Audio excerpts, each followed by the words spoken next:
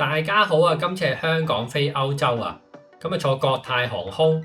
咁我諗大家都知㗎啦，國泰嘅價格咧不嬲都好硬淨嘅。香港出發歐洲咧，通常都要4萬蚊以上啦。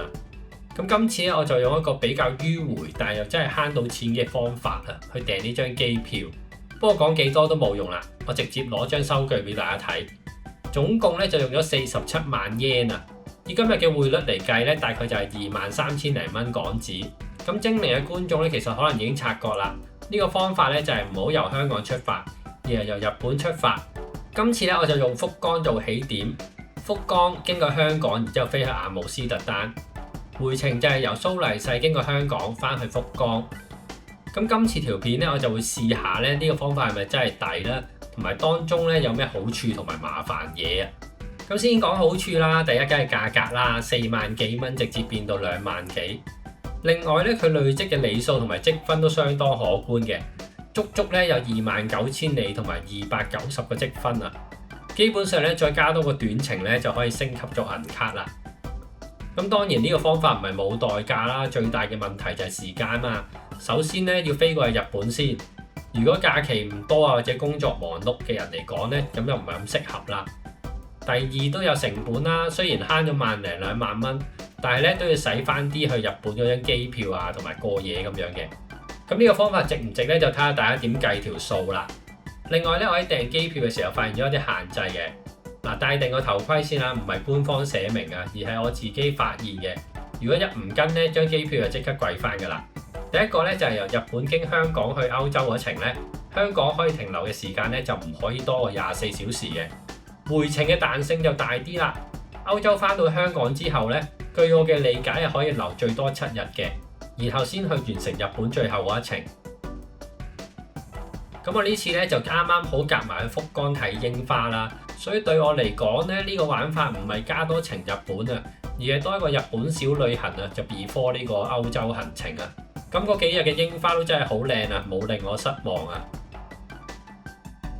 福岡機場我上年都嚟過，今年咧就裝修完成咗，成個機場咧精神咗好多啊，仲多咗嘢行，連 Big Camera 都有啊！國泰喺福岡用嘅貴賓室咧，我就覺得幾大幾舒服啦，而且餐飲咧都唔錯啊！至於香港飛福岡嗰程咧，我本來就冇乜太大期望嘅，因為國泰咧通常都唔係用一隻躺平座位嘅設計啊。不過今次好彩喎，竟然係躺平系列啊！咁當然座位本身咧都係舊舊地㗎啦，個芒反應都慢慢地，不過坐落都叫舒服啊！餐飲咧喺短途嚟講都叫正常發揮啦，但係作為一個福岡返香港嘅晚餐咧，我覺得都係 OK 㗎啦。咁喺香港轉機咧，其實得4個鐘頭嘅啫，呢個時間其實一啲都唔長啊，所以我目標好清晰，一定要入個候機室沖個涼先。不過夜晚咧，原來好多轉機客㗎，大家都係同一個目標，沖涼排隊咧差唔多要40分鐘，所以咧其實4個鐘聽落好似好鬆動，但係扣呢樣扣嗰樣咧，其實都係啱啱好嘅啫。好，正式由香港出發飛去阿姆斯特丹，我咧就揀咗中間嘅位。因為過夜嚟講咧，最緊要唔係個景咧，而係瞓覺。座位空間咧唔使多講啦，躺平完全冇問題。對我嚟講咧，已經完成咗商務艙最重要嘅任務㗎啦。過夜包入邊有 cream 啊、拖鞋、眼罩、耳塞、牙膏、牙刷咁啦。不過我最想要嘅潤唇膏就冇咗，呢個要扣翻少少分啊。娛樂方面咧，今次終於有港產片啦。不過老實講咧，我最後都係冇乜點睇啊，因為一上咗機咧就進入老人家模式啊，食飽就瞓。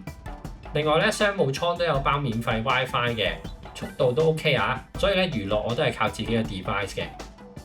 餐飲方面咧，喺香港出發嗰程記得一定要上網揀定個餐。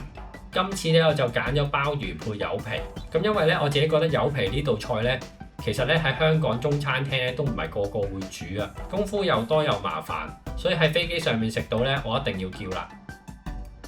之後咧我就叫咗個蛋撻，機組人員咧會幫我哋整翻熱佢啦。咁喺飛機上面食到熱嘅蛋撻咧，嗰種感覺係真係幾得意啊！臨落機咧再食埋個西式早餐咧，成個人就正式準備落地啦，開始今次歐洲嘅旅程。如果你問我會唔會再用呢個方法咧？我就睇下夾唔夾到啦。如果日本嗰邊有啲嘢睇咧，我都會用嘅。如果唔係咧，我就唔會特登搞啦。因為呢個玩法本身咧係都幾嘥時間。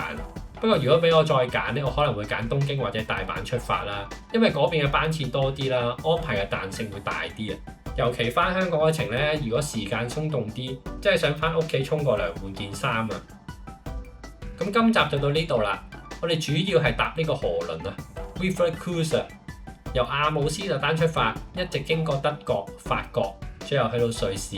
咁我覺得呢個方法都幾得意啊，又唔使日日搬行李，又日日可以睇唔同城市。如果你對河輪旅行有興趣嘅話咧，記得留意我哋下一條片啦。今集就到呢度，我哋下次再見，拜拜。